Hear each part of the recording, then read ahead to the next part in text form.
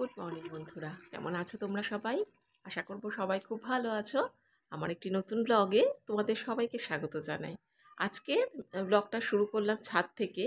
সেদিনকা তোমাদের দেখিয়েছিলাম না, এই মেহগিনি গাছটা থেকে সমস্ত পাতা ঝরে গেছে, আর বলেছিলাম দেখো দুদিন পর পুরো গাছ ভরে যাবে। এই দেখো, পুরো গাছ একদম পাতায় ভরে গেছে।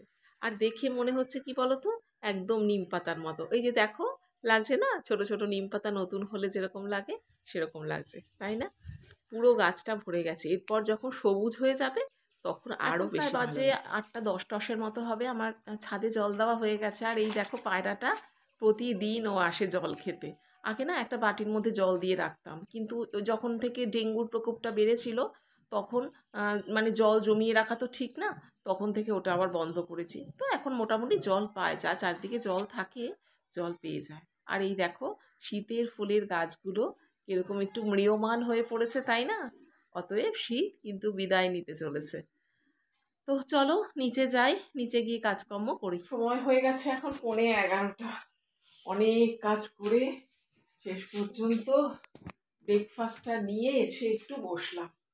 ব্রেকফাস্ট করতে গিয়ে কত কিছুই না ভাবলাম, জানো তো। প্রথমে ভাবলাম রুটি খাবো না, শুধু চা আর দুটো বিস্কুট খেয়ে রাখবো। তারপর ভাবলাম যে চা বিস্কুট খেয়ে এতক্ষণ থাকতে পারবো না, কারণ মেয়ে গেছে স্কুলে, ওর আজকে পরীক্ষা আছে কম্পিউটার সায়েন্স। আস্তে আস্তে অন্তত 2:30-3টে তো বাজবেই।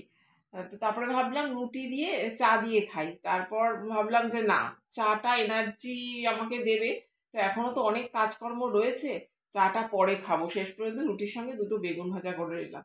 যদিও বেগুনগুলো একদম বাজে, কোনো টেস্ট নেই, কিন্তু কিছু আর করার নেই।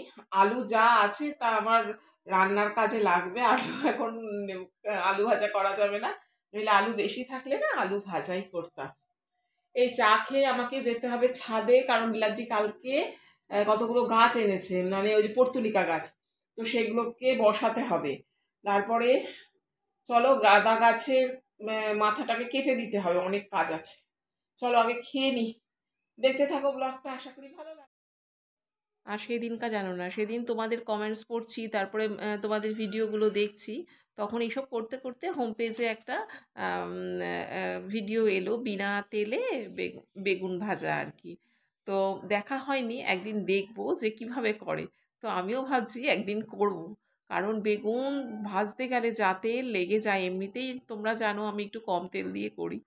তো দেখবো, আমার না খুব দেখার ইচ্ছে। সেদিনকার দেখা হলো না, কি কাজ করতে গিয়ে চলে গেলাম আবার।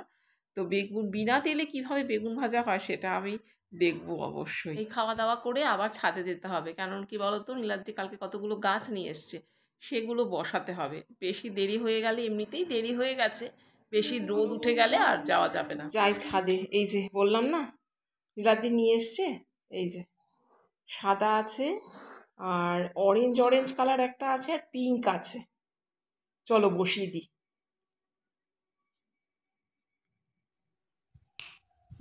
এই দেখো ছাদে আবার চলে এসেছি। তবে সকালেই যদি বসিয়ে দিতাম না ভালো হতো, এখন না বেশ রোদ উঠে গেছে। তো সকালে একবার ভাবছিলাম যে বসাবো, কিন্তু তখন মাটিগুলো না শক্ত ছিল, ভাবলাম একটু জল দিয়ে দিই, তাহলে মাটিগুলো নরম হয়ে থাকবে, তখন গাছগুলো বসিয়ে দেব। আর এটার মধ্যে অনেকগুলো গাছ আছে, সেই জন্য 3টে টব ভাবছি, যে 3টে টবের মধ্যে ডিভাইড করে দেব। আর এই গাছগুলো একবার যদি লাগানো যায় না, অনেকগুলো হয়ে যায়। তোমরা এখানে, আমার এখানে দেখেছো না হলুদ রঙের আছে, তোমরা নিচেও দেখেছিলে যে নিচে আমি ওই গাছগুলো আগে রেখেছিলাম, পরে এগুলোকে আমি ওপরে নিয়ে আসি। কেন নিয়ে আসি বলছি। তো ওইগুলো কত কম লাগিয়েছিলাম, আমি ছেটে দিয়েছিলাম, বেশি হয়ে গিয়েছিল বলে ছেটে দিয়েছিলাম, এখনও দেখো আবার একদম ভর্তি হয়ে গেছে। তো আর ওই ফুলগুলো না একটু বেলার দিকে ফোটে। আর আমি বারান্দায় রেখেছিলাম, কেন বলো তো, বারান্দায় না মানে 9টা 9:30 নাগাদ ওই ফুলগুলো ফোটে, তো আর দেখতে এত ভালো লাগে। কিন্তু ওপরে নিয়ে আসতে বাধ্য হলাম, কারণ মানে শুনলাম মানে বাড়ির পশ্চিম দিকে ফুলের বাগান বা ফুল গাছ ওরকম রাখতে নেই। যাই হোক, সেই জন্য ওপরে নিয়ে এলাম। আর এখানে সকালে যখন আমি আসি তখন আর ফুলগুলোকে দেখতে পাই না, আবার মাঝখানে যদি আমি আসি তখন দেখতে পাই। আর কোনো দিন কী হয় যে মাঝে আর আসা হয় না, তো দেখতেও পাই না। তো সেই দিন এসেছিলাম মাঝখানে ওই জামাকাপড় রোদ্র দিতে, তখন দেখি একদম হলুদ হয়ে রয়েছে ফুলগুলো।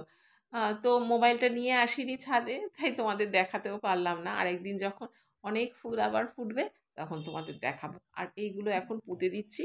আর ওগুলো বিভিন্ন কালার হলে দেখতে বেশি ভালো লাগে। একদিন ভাবছি নার্সারিতে যাব, গিয়ে ছোট ছোট কি কালারফুল, ছোট বড় যদি কালারফুল কোনো গাছ পাওয়া যায় তাহলে নিয়ে আসবো। নয়নতারা আনবো ভেবেছি, জানো তো। সাধারণ যে নয়নতারাগুলো হয় আমরা দেখি সেগুলো না, কিন্তু আমি অন্য অনেক বাড়িতে দেখেছি বেশ বড় বড় আর বিভিন্ন কালারের, এত সুন্দর সুন্দর কালারের নয়নতারা আছে না গো। আমি জানতামই না আগে, আমি ভেবেছিলাম আগে ওই ভায়োলেট কালারের যে নয়নতারাটা হয় সেটাই বোধহয় একমাত্র আছে।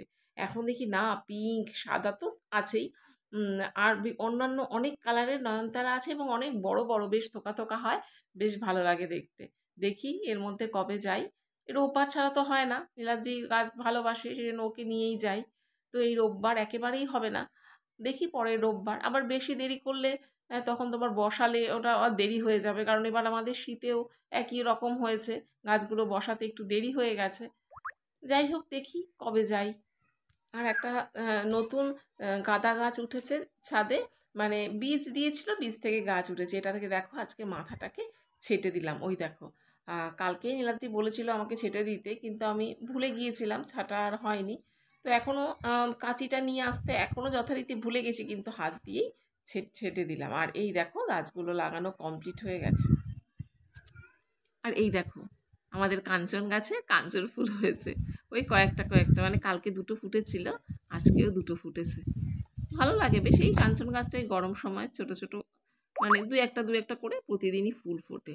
আর উপর থেকে কিছু গাঁদা নিয়ে এসে এই বাটিটার মধ্যে একটুখানি সাজিয়ে রাখলাম, দেখতে ভালো লাগে, দেখবে ফুল দেখলেই মন ভালো হয়ে যায়। আর এখন দেখো ঘরে টুকটাক কিছু কাজকর্ম করে তারপর দেখলাম যে এই গাছগুলোতে, মানে মানি প্ল্যান্টগুলোতে না জল দেওয়া হয়নি, সেই জলগুলো দিয়ে দিলাম এখন।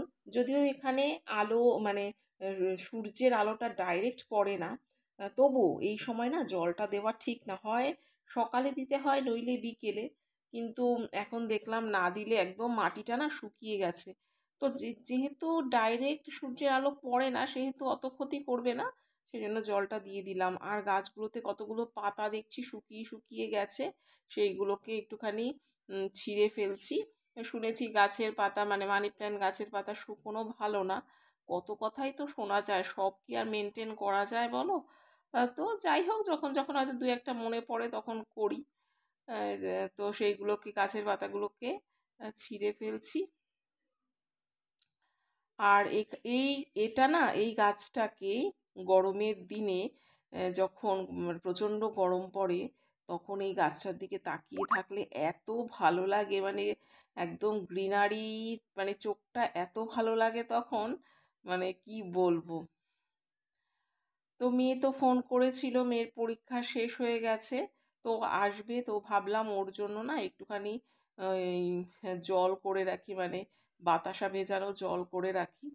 তো বাতাসা এনেছি সেদিনকার, অনেকগুলোই বাতাসা এনেছে। তো প্রথমে ভাবলাম লেবু জল করে রাখি, তারপরে ভাবলাম যে না, আজকে একটু ওকে বাতাসা ভেজানো জল দিই। আর এখন আবার স্কুল থেকে এসে জলটা একটু খেলে, আমার মেয়ে তো এমনিতেই খাওয়া কম, একটুখানি খায়, তো একটু জল খেলে আরও কম খাবে।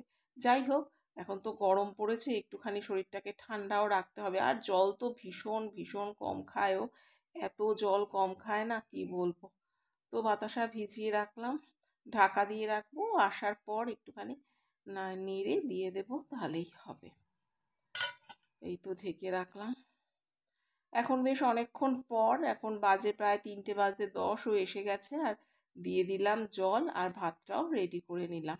আজকে তো একদম সিম্পল মেনু হয়েছে, ভাত, ডাল, মুসুর ডাল আর কি, আর হচ্ছে ডিমের মামলেট, আর মিষ্টি আলু আর আলু একসাথে মিক্স করে ভেজে রেখেছি, কারণ মিষ্টি আলুগুলো না কিছু করা হচ্ছিল না। তো ভেবেছি সেদ্ধ খাবো, কিন্তু আর সেদ্ধ খাওয়া হচ্ছে না, তো আজকে কিছু নেই, ভাবলাম ওটাকেই ভেজে ফেলি। আমার বেশ ভালো লাগে, কিন্তু আমার মেয়ে অত ভালো খায় না। তো দেখো ভাতটা নিয়ে যাব গরম, মানে মিষ্টি, এই যে ডিমের অমলেটটা গরম, তো আমি ধরেছি হাতে খুব লেগে গেছে, সেই জন্য আবার রাখলাম। তো টেবিলে নিয়ে নিচ্ছি, মেয়েকে আগে খাইয়ে দেবো, তারপর আমি খাবো। তো চলো, আজকে ভেবেছিলাম গ্রসারিগুলো একটু দেখাবো, সেগুলো আর দেখালো হলো না, কালকে পুরোটা দেখাবো। তাহলে চলো বন্ধুরা, আজকে ভিডিওটা এখানেই শেষ করছি। সবাই ভালো থেকো, সুস্থ থেকো, ধন্যবাদ।